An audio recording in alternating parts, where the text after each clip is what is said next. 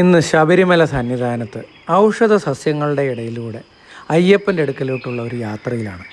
മരക്കൂട്ടത്ത് എത്തിയപ്പോഴാണ് പോകുന്ന വഴിയെല്ലാം ഇഷ്ടം പോലെ ഔഷധ മരങ്ങൾ, അതും വളരെ വലിയ സൈസിൽ അതിനെ സംരക്ഷിച്ച് നിർത്തിയിരിക്കുകയാണ്.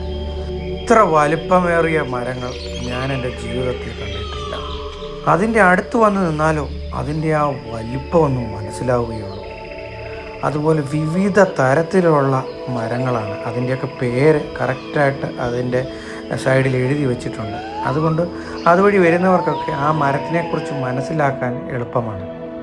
ഈ കാണുന്ന ഒരു കുളവ് മരമാണ്. എന്താ സൈസ് എന്ന് നോക്കിക്കേ. ഇത് കറുത്ത കുന്തിരിക്കം. ഇതിൻ്റെ കറയാണ് നമ്മൾ കുന്തിരിക്കമായിട്ട് ഉപയോഗിക്കുന്നത്. ഈ കാണുന്നതാണ് അതിൻ്റെ കറ. ഈ കറ ചിരണ്ടിയെടുത്ത് അത് കത്തിച്ചു കഴിഞ്ഞാൽ നല്ല മണമായിരിക്കും. ഈ മരത്തിൻ്റെ മുറിവുകളിൽ നിന്നാണ് ഇതിൻ്റെ കറ ഒലിച്ചു വരുന്നത്. അടുത്തതൊരു ഭീമൻ മരമാണ്. ഒരു ഭീകര ലുക്കാണ്. അതിനകത്ത് പൊള്ളയായിട്ട് പൊത്തുകൊണ്ട്, ആ പൊത്തിലാണെങ്കിൽ നമുക്കൊക്കെ കയറി ഇരിക്കാൻ പറ്റും. അതുപോലെ വലിയ പൊത്താണ്. അതിശയിപ്പിക്കുന്ന ഒരു മരമാണത്. അതിൻ്റെ ഫ്രണ്ടിൽ നിന്ന് കഴിഞ്ഞാലോ അതിൻ്റെ ഭീകരമായ ആ സൈസൊക്കെ ഒന്നും മനസ്സിലാകാൻ പറ്റുള്ളൂ. ഇതൊരു ആൽമരമാണ്. അതിൽ കന്നി അയ്യപ്പന്മാർ അമ്പ് തറച്ചിരിക്കുന്നതാണ് ഈ കാണുന്നത്.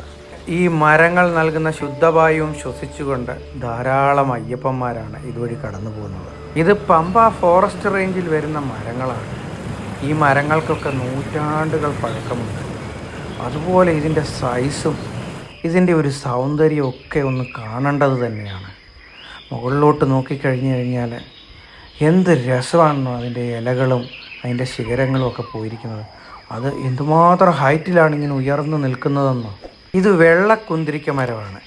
കറുത്ത കുന്തിരിക്കവും വെള്ളക്കുന്തിരിക്കവും ഉണ്ട്. അത് രണ്ടും രണ്ട് മരങ്ങളാണ്.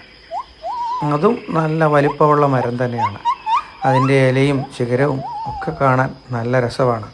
കൂറ്റൻ മരങ്ങളുടെ ഈ ചോട്ടിൽ കൂടെ ഇങ്ങനെ നടക്കാൻ തന്നെ എന്ത് രസമാണെന്നറിയാം.